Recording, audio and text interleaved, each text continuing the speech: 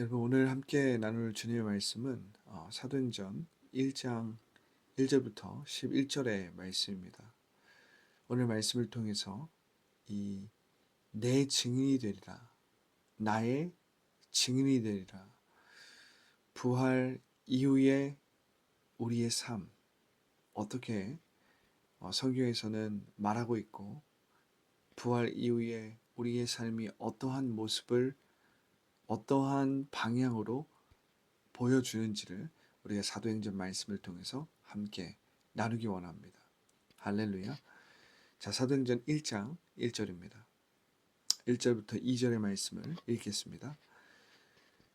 데오빌로여, 내가 먼저 쓴 글에는 무릇 예수께서 행하시며 가르치시기를 시작하신부터 그가 택하신 사도들에게 성령으로 명하시고 승천하신 날까지의 일을 기록하였노라. 아멘. 우리가 고난주간에 우리가 복음서들을 통해서 예수님의 고난에 대해서, 예수님이 십자가 지기 전에 그러한 장면들을 우리가 함께 나누었습니다. 그리고 나서 부활절 기사를 나눴죠. 누가복음 24장 1절부터 12절의 말씀을 통해서 우리에게 그 부활절의 그 의미, 그리고 세상을 살아갈 힘이 바로 십자가의 능력이 있다라는 것을 우리가 부활절 기사를 통해서 함께 나눴는데, 오늘부터는 이 사도행전 1장을 나누면서 부활절 후에 어떠한 일이 일어났고, 또한 예수님이 부활하시고 승천하시기 전에 어떠한 말씀을 하셨는지, 그리고 제자들은 이젠 이 부활 후에 어떠한 삶을 살게 되는지를 오늘 사도행전을 통해서 함께 나누기 원합니다. 우리가 읽은 대로 이 사도행전 1장 1절과 2절을 보면 이 누가복음의 2탄으로 볼 수 있는 사도행전에 대한 처음 도입부에 관한 말씀이 나옵니다. 먼저는 이 누가가 누가복음의 처음을 쓸 때 수신자에 대해서, 이 누가복음의 첫 수신자, 우선적인 수신자에 대해서 이야기하는데, 역시 1절에도 그것이 나오죠. 데오빌로여, 내가 먼저 쓴 글에는, 이게 누가복음이죠. 내가 먼저 쓴 글에는 무릇 예수께서 행하시며 가르치시기를 시작하신부터. 우리가 이 누가복음을 사도행전과 함께, 누가복음이 1탄이고 이 누가복음의 2탄이 사도행전이라고 생각했을 때, 누가복음은 한마디로 이야기하면 예수님의 행전이에요. 그렇죠? 그렇다면 이 사도행전은 무엇일까? 우리가 사도행전을 또 다른 말로 하면 성령 행전이라고 이야기할 수 있을 것 같습니다. 그렇죠? 성령을 통해서 사도들뿐만 아니라 무명의 제자들, 심지어는 평신도들의 그러한 활약상, 평신도들의 역할, 평신도들의 놀라운 일들을 성령을 통해서 볼 수 있다는 것입니다. 그런데 우리가 중요한 사실은 이 성령 행전이라고 할 수도 있고 사도 행전이라고 할 수도 있는 이 말씀, 이 사도 행전의 말씀을 통해서 우리는 예수 그리스도의 말씀과 그분의 사역이 어떻게 되고 있어요? 끝난 것이 아니고, 완성된 것이 아니고, 여전히 ing로 이어지고 있다라는 사실을 우리는 알 수 있습니다. 그 복음주의 신학자이자 목회자였던 이 존 스토트 목사님은 이것을 강조합니다. 다른 종교와 다르게 이 복음, 기독교는, 다른 종교는 대부분 종교를 창시한 자가 마치 모든 일들을 다 성취하고 끝낸 것처럼 보이지만, 기독교는 그렇지 않다는 거예요. 죄사함과 구원의 새 언약은 예수님이 십자가에서 죽으시고 부활하심으로 성취하셨지만, 예수님의 그 말씀과 예수님의 그 사역은 그의 제자들을 통해서 성령 안에서 이어지고 있다는 사실입니다. 계속해서 이어지고 있다는 사실이에요. 그 그 예수님의 말씀, 그리고 그 예수님이 출범하신 하나님의 나라가 완성이 아니라 성취, 이미 임하였지만 아직 미완성된 거예요. 이것을 회복 확장시키는 것은 그분의 제자들을 통해서, 또한 그 제자들을 통해서 다시 예수님을 믿고 따르게 될 교회를 통해서 이 하나님 나라의 일이, 그러한 사업이 계속해서 어떻게 되고 있어요? 회복, 확장되고 있다는 것을 우리가 알 수 있습니다. 오늘 말씀을 보면 그것이 1절, 2절에 나와 있다는 것을 우리가 볼 수 있죠. 무릇 예수께서 행하시며 가르치기를 시작하신부터 이것이 누가복음, 한마디로 이야기하면 예수님의 행전, 복음서에 나와 있고, 2절에 보면 그가 택하신 사도들에게 성령으로 명하시고 승천하신 날까지의 일을 기록하였다. 이것이 바로 사도행전입니다. 누가복음 2탄, 소위 성령 행전이라고 불리는 거예요.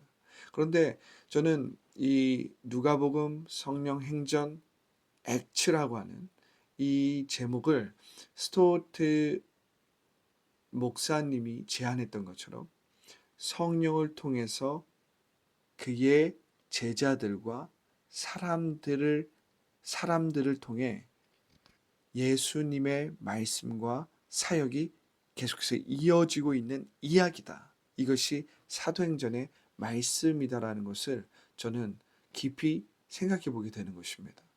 이 존 스토트 목사님은 그러한 맥락에서 예수님의 사역이 어떻게 교회를 통해서 이루어지는지를 사도행전이 이야기하고 있다라고 설명하거든요.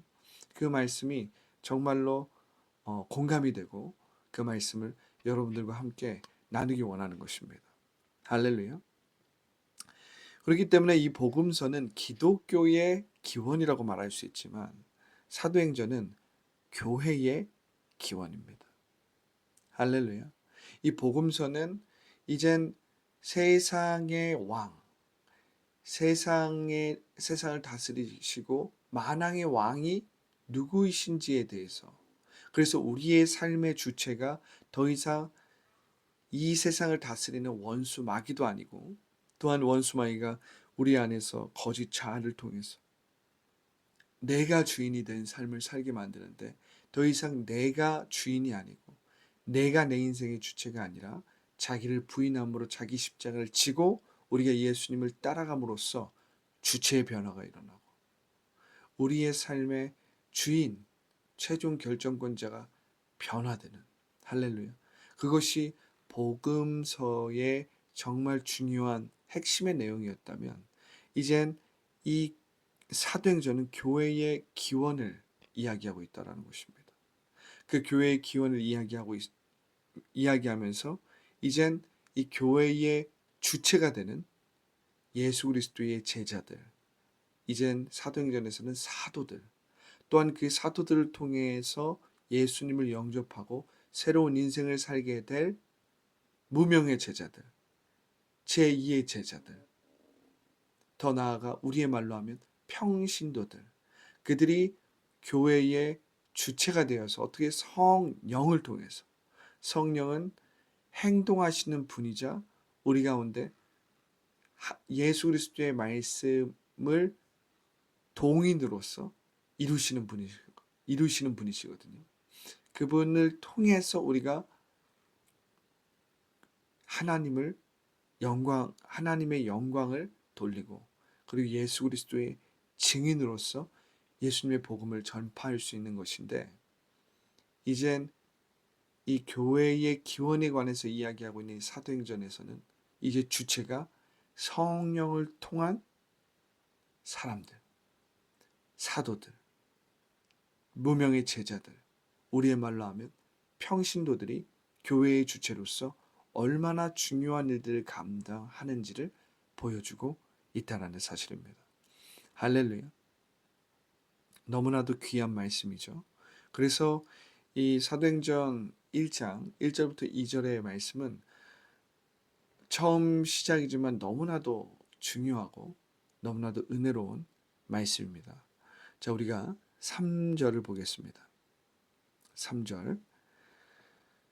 그가 고난받으신 후에 또한 그들에게 확실한 많은 증거로 친히 살아계심을 나타내사 40일 동안 그들에게 보이시며 하나님 나라의 일을 말씀하시니라. 할렐루야. 저 3절에 보면 정말 이 하나님 나라가 무엇인지에 대한 핵심들이 다 들어가 있다는 것을 우리가 볼 수 있습니다. 보시면 그가 고난받으신 후에 예수님의 죽음을 이야기하는 거예요. 또한 그들에게 확실한 많은 증거로 친히 살아계심을 나타내사 죽음을 이야기하는 거죠. 그리고 그 죽음 이후에 예수님의 부활을 이야기하고 있어요. 그리고 40일 동안 그들에게 보이시며 하나님 나라의 일을 말씀하시느니라. 할렐루야. 하나님 나라의 일을 말씀하셨다. 너무나도 놀랍죠. 이제 이 하나님 나라의 일을 우리가 또한 4절과 5절에서 구체적으로 그것이 무엇인지에 대해서 또한 나누겠지만 이 3절에는 너무나도 중요한 하나님 나라의 복음의 핵심들이 있다는 것입니다. 그것은 무엇입니까? 죽음이라는 거예요. 죽어야 산다. 누구든지 나를 따라오려거든 자기를 부인하고 자기 십자가를 지고 나를 따를지니.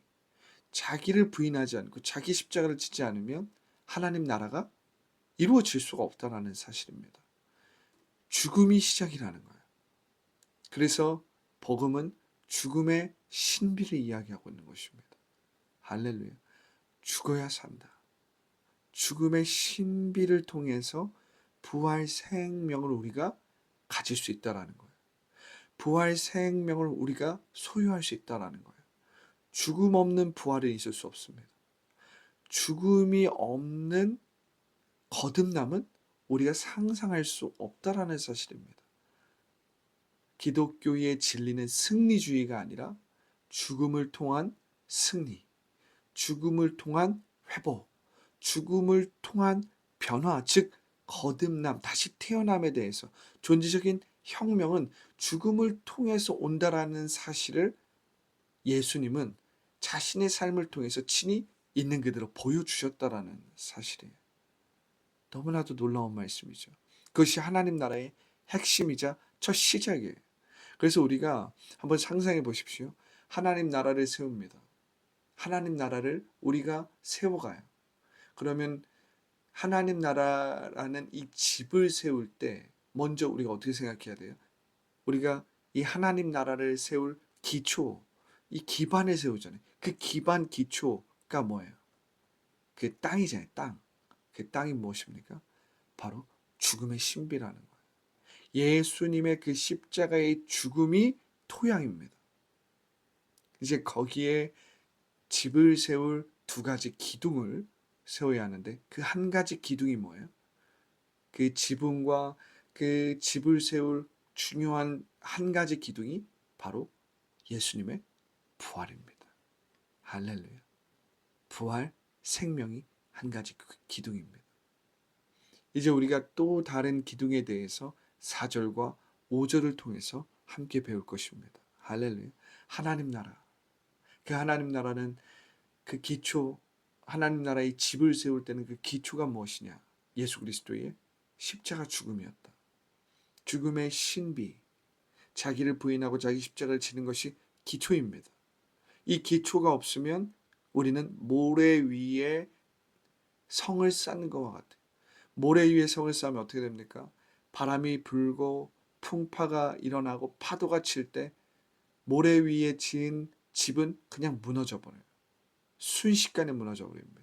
그러나 예수님의 십자가의 죽음, 죽음의 신비 위에 집을 세운 사람은 반석 위에 집을 세운 사람과 같기 때문에 바람이 불고 풍파가 불고 파도가 치고 인생의 어려움과 시험을 만날 때도 절대 무너지지 않아요.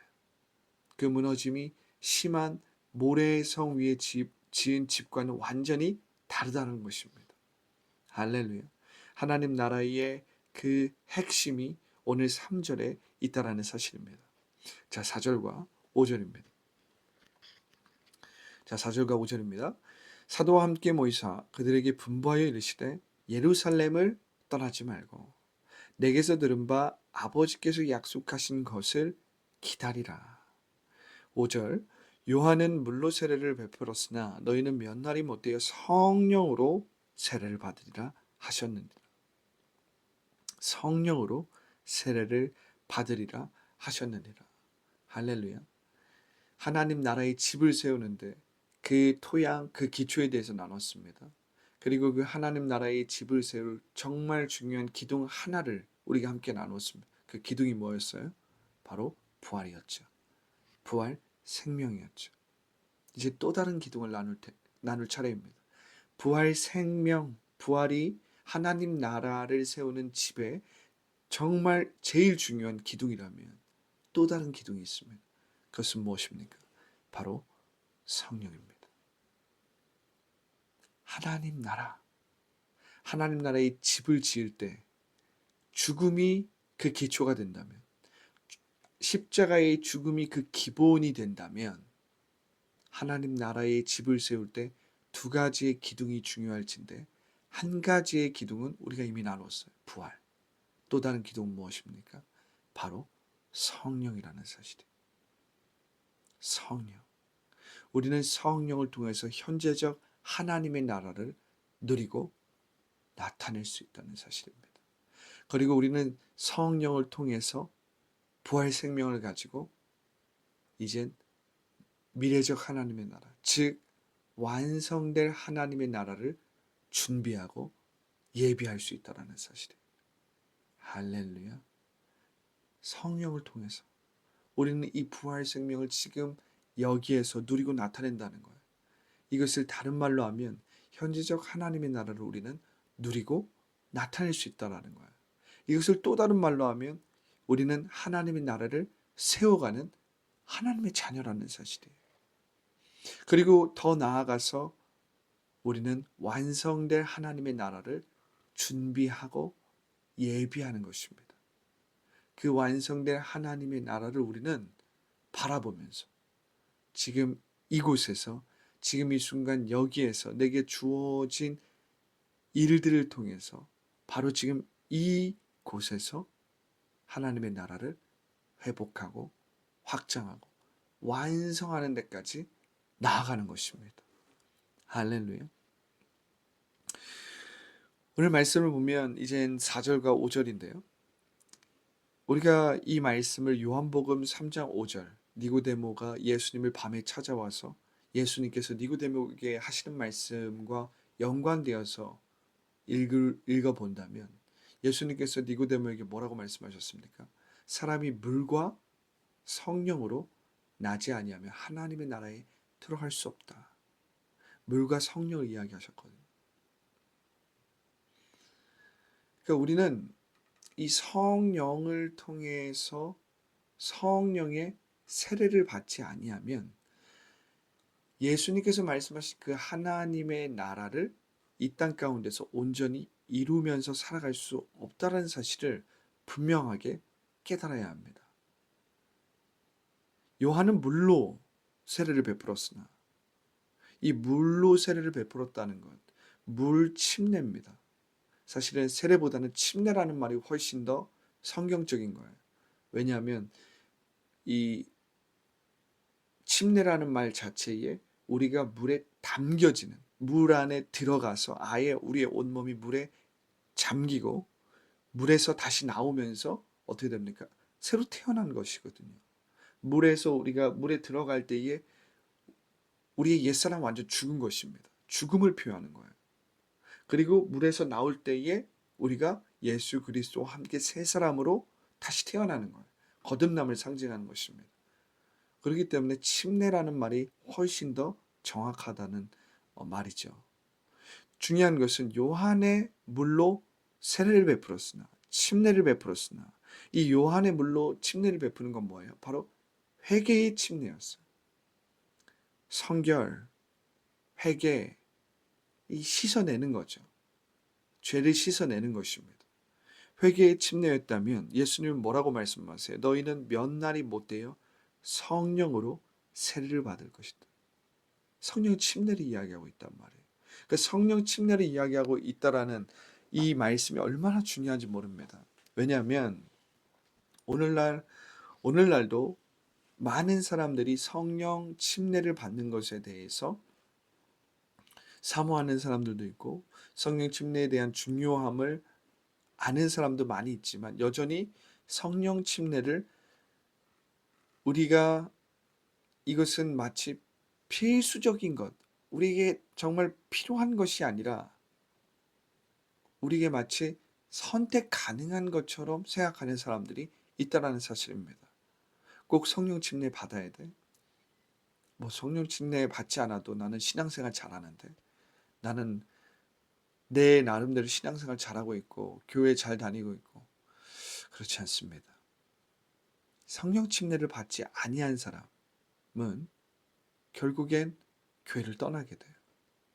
성령 침례를 받지 아니하는 사람은 진정한 변화를 체험할 수 없다는 사실이에요.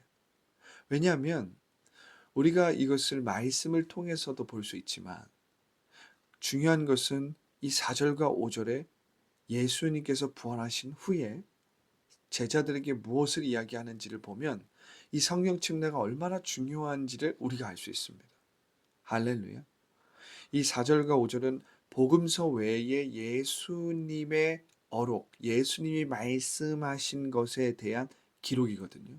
특별히 4절과 5절은 복음서 외에 예수님의 어록을 담은 그러한 권위 있는 예수님의 몇 안 되는 어록 중에 하나입니다.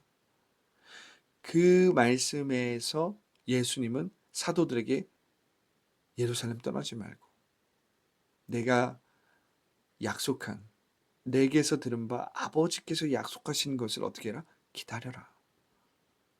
너희가 너희의 힘과 너희의 노력과 너희의 지식으로 뭔가 하려고 나서지 말고 내가 너희에게 말한 아버지께서 약속한 선물을 기다리라고 말씀하신 거예요.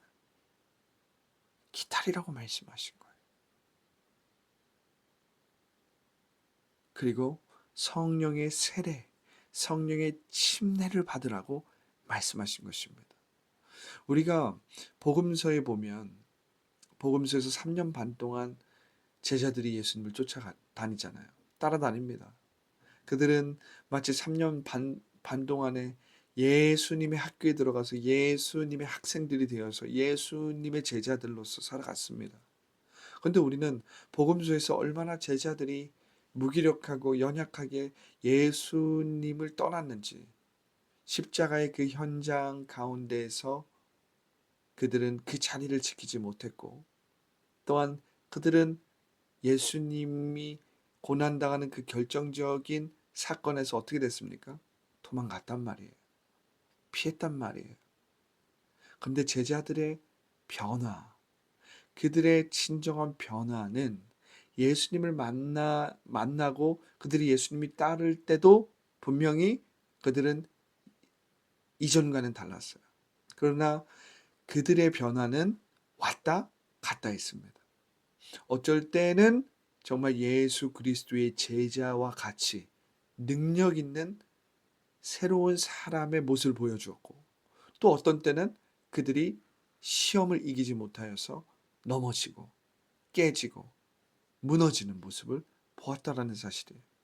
그래서 그들에게 변화가 없었다 이렇게 이야기할 수는 없지만 그들은 여전히 몸의 종노릇하는, 여전히 눈에 보이는 현실과 상황과 환경에 묶여있는 모습을 보여주었다는 사실이에요.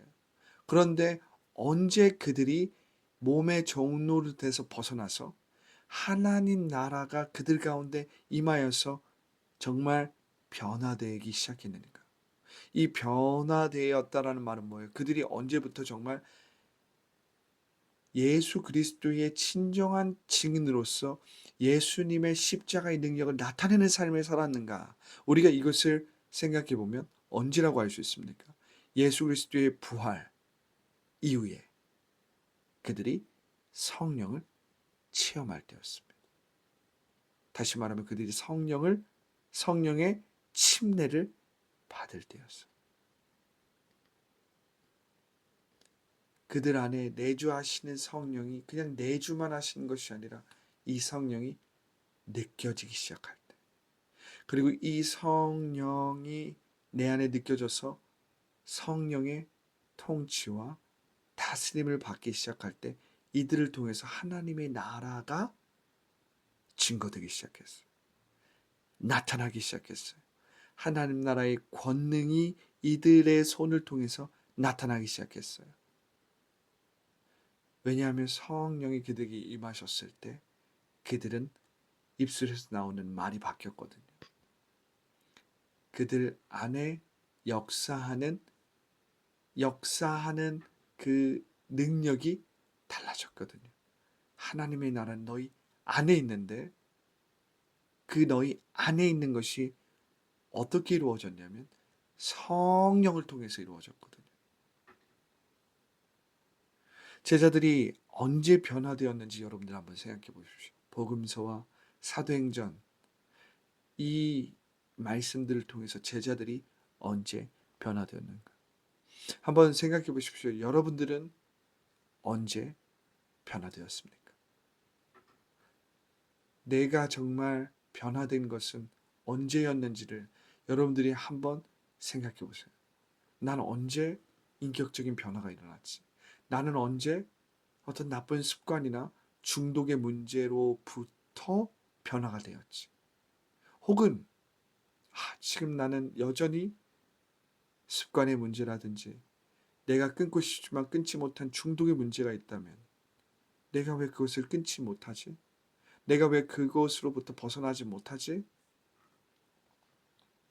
오늘 말씀을 통해서 한번 생각해 보십시오.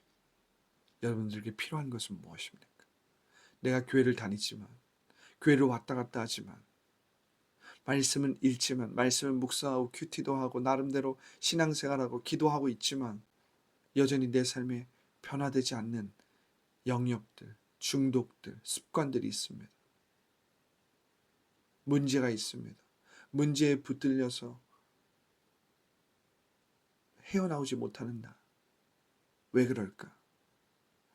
내게 예수님이 지금 무엇을 말씀하고 계실까? 오늘 예수님의 말씀 4절과 5절에 읽으면서 여러분들 느껴보십시오. 느껴보십시오. 나는 성령 침례를 받았는가? 이것을 바꿔 말하면 나는 성령을 체험했는가? 또 더 중요한 것은 나는 지금도 성령을 체험하고 있는가?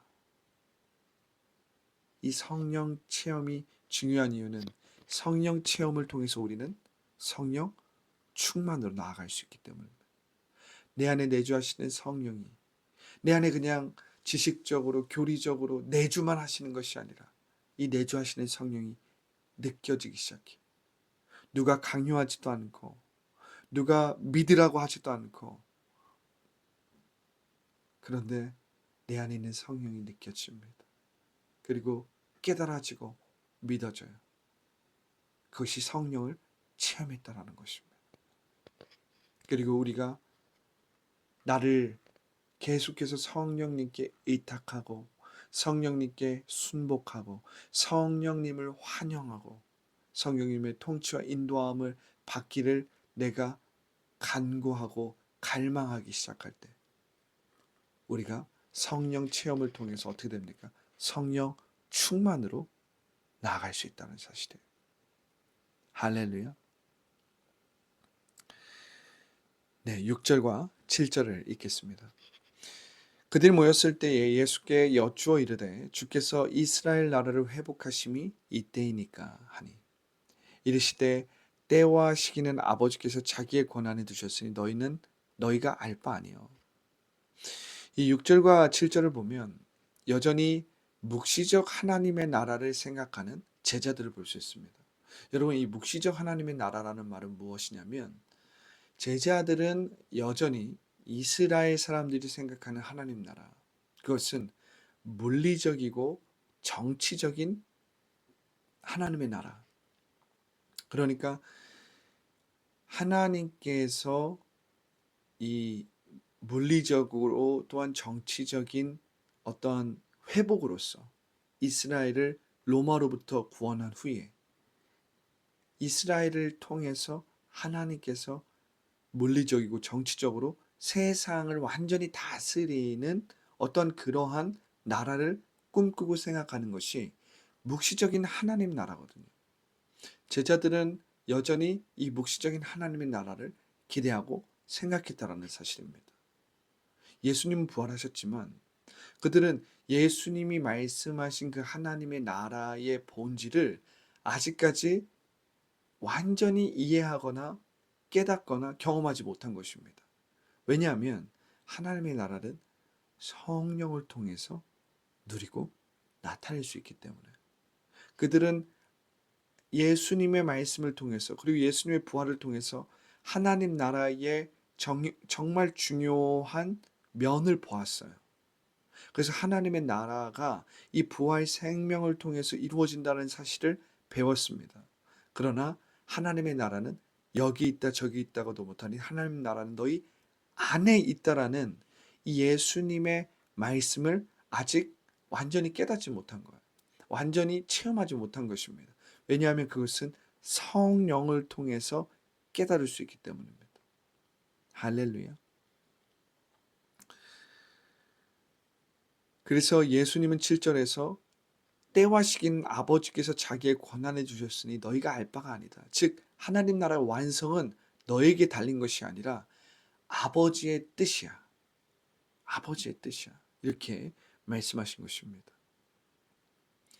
먼저 중요한 것은 예수님께서 누가복음 17장 20절부터 21절에 말씀한 바와 같이 바리새인들의 물음에 말씀하셨던 것처럼 하나님 나라는 여기 있다 저기 있다가도 못하니 하나님 나라는 너희 안에 있느니라. 이 말씀이 먼저 이루어져야 돼. 이 말씀을 통해서 예수님께서 무슨 일을 하고자 했는지 우리가 볼 수 있습니다. 자, 8절입니다. 오직 성령이 너에게 임하시면 너희가 권능을 받고 예루살렘과 온 유대와 사마리아와 땅끝까지 이르러 내 증인이 되리라. 할렐루야. 이 8절의 말씀도 예수님의 어록에 속한 말씀입니다. 복음서 외에 예수님의 어록에 속한 몇 안 되는 구절 중에 하나가 바로 이 8절의 말씀입니다. 그러니까 이 말씀이 너무나도 중요하다는 것입니다. 예수님의 어록, 예수님의 말씀이었기 때문에 오직 성령이 너에게 임하시면 너희가 권능을 받는다. 이 성령이 너에게 임하시면이 다시 이야기하면 누가복음 17장 20절부터 21절의 말씀과 같이 하나님 나라는 너희 안에 있다라는 거예요. 너희 안에 있는데 이 하나님 나라가 너희 안에 어떻게 있느냐? 바로 성령이 너에게 임하심으로. 하나님의 통치와 다스림이 성령을 통해서 우리 안에서 시작된다는 거예요. 우리 내면에서 역사된다는 거예요. 우리 내면에서 일어난다는 거예요. 할렐루야. 그것이 우리 안에서 일어나면 이제 어떻게 됩니까? 너희가 권능을 받아. 권능을 받고. 이 권능이 뭐예요? 하나님 나라의 능력이거든요. 하나님 나라의 권세입니다. 하나님 나라가 우리 가운데 역사되면 우리 가운데서 회복되어서 나타나게 될 하나님의 신성이요. 하나님이 창세에 우리 인간에게 허락하신 근데 지금 이때의 예수 그리스도 안에서 회복하고 나타낼 하나님 나라의 축복입니다. 원복이라고 하죠. 하나님 나라의 하나님의 신성과 하나님의 원복 그리고 하나님께서 이루실 기적과 이적들 그것이 바로 권능입니다. 그런데 이 권능은 어디서 시작되는 거예요? 바로 우리 안에서 시작되는 겁니다. 성령이 우리 가운데 임하여서 우리를 통치하고 다스리심으로 이게 시작된다라는 거예요. 그러면 예루살렘과 온 유대와 사마리아 땅끝까지 이르러, 이게 무슨 말입니까? 제자들은 6절과 7절에서 하나님 나라가 묵시적으로 어떻게 임하는지에 대해서 또 물었어요. 물리적으로, 정치적으로 하나님 나라가 언제 오냐고 물었어요. 그러나 예수님의 마음에는 무엇이 있었습니까? 열방이 있었어요. 이스라엘뿐만 아니라 열방을 향한 하나님의 선교는 이제 시작되었다라는 거예요. 무엇을 넘어? 이스라엘을 넘어 예루살렘과 온 유대와 사마리아와 땅 끝까지 이르러. 너무나도 놀라운 말씀입니다. 이것은 창세기 12장 1절부터 3절에 나와 있는 가라 복이 되어라 열방이 너를 통해서 복을 받을 것이라는 아브라함에게 주신 약속의 성취입니다. 이것이 먼저 일어나야 돼. 이 현재적 하나님의 나라가 먼저 회복되고 확장되어서 하나님의 선교가 이루어져야 된다는 사실입니다. 성령을 통해서 하나님의 선교가 교회를 통해서 이루어져야 된다는 사실이에요. 이게 먼저 이루어져야 되는 거예요. 할렐루야. 내 증인이 되리라 나타난다라는 것입니다. 하나님 나라가 무엇인지 교회를 통해서 나타난다는 거예요. 예수님께서 언덕 위의 도시에 대해서 이야기하셨죠.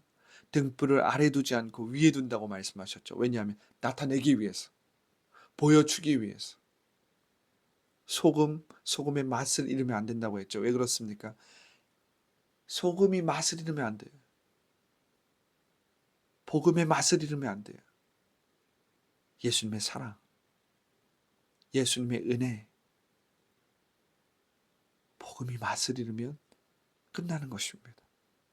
용서, 나타내야 되는 것이거든요. 하나님의 말씀대로 말하고 이루어지는 삶, 이것을 우리는 나타내는 증인이라는 사실입니다. 할렐루야. 자, 우리가 8절의 말씀은 사실 나누면 우리가 정말 이 말씀은 귀하고 너무나도 중요한 말씀이기 때문에 또 반복해서 사도행전의 말씀을 나누다 보면 또 나올 것입니다. 이 8절의 말씀이 얼마나 중요한지 예수님의 어록으로서 여러분들이 다시 한번 묵상하면서 이 말씀을 계속해서 여러분들의 마음에 심기를 예수님의 이름으로 축복합니다. 자, 9절과 11절입니다. 이 말씀을 마치시고 그들이 보는데 올려져 가시니 구름이 그를 가리어 보이지 않게 하더라. 10절 올라가실 때에 제자들이 자세히 하늘을 쳐다보고 있는데 흰옷 입은 두 사람이 그들 곁에 서서 11절 이르되 갈릴리 사람들아 어찌하여 서서 하늘을 쳐다보느냐 너희 가운데서 하늘로 올려지신 이 예수는 하늘로 가심을 본 그대로 오시리라 하였느니라. 우리는 이 9절부터 11절의 말씀을 통해서 하나님의 나라가 이미 임하였으나 아직 완성되지 않았다라는 것을 볼 수 있습니다. 지금 이 순간 여기가 정말 중요합니다. 그러나 우리가 또한 기억해야 될 것, 지금 이 순간 여기가 중요한 만큼 또 기억해야 될 것은 지금이 다가 아니라는 사실입니다. 심판이 반드시 있다라는 사실입니다. 예수님은 하나님 나라를 완성하기 위해서 다시 오신다라는 사실입니다. 결산의 날이 있다라는 사실입니다. 세상의 끝이 있다라는 사실입니다. 오늘 9절부터 11절의 말씀, 예수님의 승천과 이 승천이 보여주는 것은 끝이 있다라는 거예요. 하나님 나라가 이미 임하였지만 예수님의 십자가의 사역을 통해서 그분의 죽음과 부활을 통해서 이미 이 땅 가운데 임하였지만 그래서 우리가 예수님 보내신 성령을 통해서 이젠 사도행전 29장 Acts 29 페이지 29을 써내려 가야 되지만 지금이 다가 아니라는 사실을 우리가 날마다 기억해야 된다는 거예요. 이것이 무엇입니까? 완성된 하나님의 나라를 예비하고 준비하는 것입니다. 할렐루야. 할렐루야. 오늘 사도행전 1장 9절부터 11절은 그것을 보여준다는 거예요. 그래서 우리가 마라나타의 그 삶을 살아가야 된다는 거예요. 예수님의 오심을 우리는 고대하고 기대하고 준비해야 된다는 사실입니다. 그래서 우리가 이 11절의 말씀과 같이 먼저는 이르되 갈릴리 사람들은 어찌하여서 하늘을 쳐다보느냐. 이젠 하늘을 보지 말고 어떻게 해야 돼요? 예수님께서 보내실 그 성령을 기다리고 그 성령을 통해서 우리는 이 땅 가운데 Acts 29 현재적 하나님의 나라를 나타내는 삶, 하나님 나라를 세우는 삶을 살아가야 됩니다. 구원을 이루어가야 돼요. 그뿐만 아니라 우리가 기억해야 될 것은 너희 가운데 하늘로 올려주신 이 예수는 하늘로 가심을 본 그대로 오시리라. 완성된 하나님 나라를 고대하고 기대하고 준비해야 된다라는 사실입니다. 할렐루야. 결산이 있다는 거예요. 마지막이 있다는 거예요. 심판이 있다는 것입니다. 할렐루야. 오늘 말씀을 통해서 여러분 정말 이 1절부터 11절의 말씀이 이 부활절 이후에 우리에게 어떠한 도전과 어떠한 말씀을 주시는지 너무나도 귀한 말씀이신 것입니다. 너무나도 귀한 말씀인 거예요. 여러분 오늘 이 사도행전 1장 1절부터 11절의 말씀을 여러분들이 깊이 묵상하면서 부활 이후에 나의 인생은 어떻게 해야 되는 것인가? 새 라이프를 우리가 어떻게 세워나갈 것인가? 이 말씀에 기록되어 있는 것입니다. 오늘 말씀을 기억하면서 제가 기도로 마무리하고 기도하도록 하겠습니다. 좋으신 하나님 감사합니다. 오직 성령이 너에게 임하시면 너희가 권능을 받아 예루살렘과 유대와 사마리아와 땅끝까지 이르러 내 증인이 되리라. 예수님이 말씀하셨습니다. 예수님께서 너희는 기다려라. 하나님 아버지께서 약속하신 선물을 기다려라.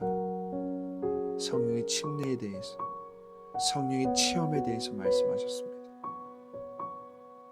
하나님, 오늘 말씀을 통해 우리가 부활 이후, 부활절 이후 어떻게 우리가 새 라이프를 살아가야 할지, 그리고 하나님의 자녀로서 어떻게 우리가 사도적인 가르침과 정신을 갱신하고 계승해서 나아가야 할지, 교회 공동체로서 또한 한 사람의 교회로서 우리가 말씀을 통해서 배우는 것입니다. 말씀을 통해서 깨닫는 것입니다.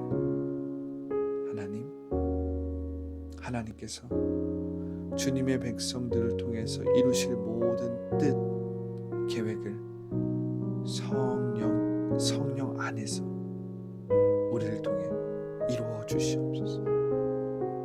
성령의 능력으로 우리를 통해 이루어 주시옵소서. 그것은 우리 안에서 시작되는 것입니다. 우리 안에서 시작되는 것입니다. 감사와 찬양을 주님께 올려드리며 예수님의 이름으로 기도합니다.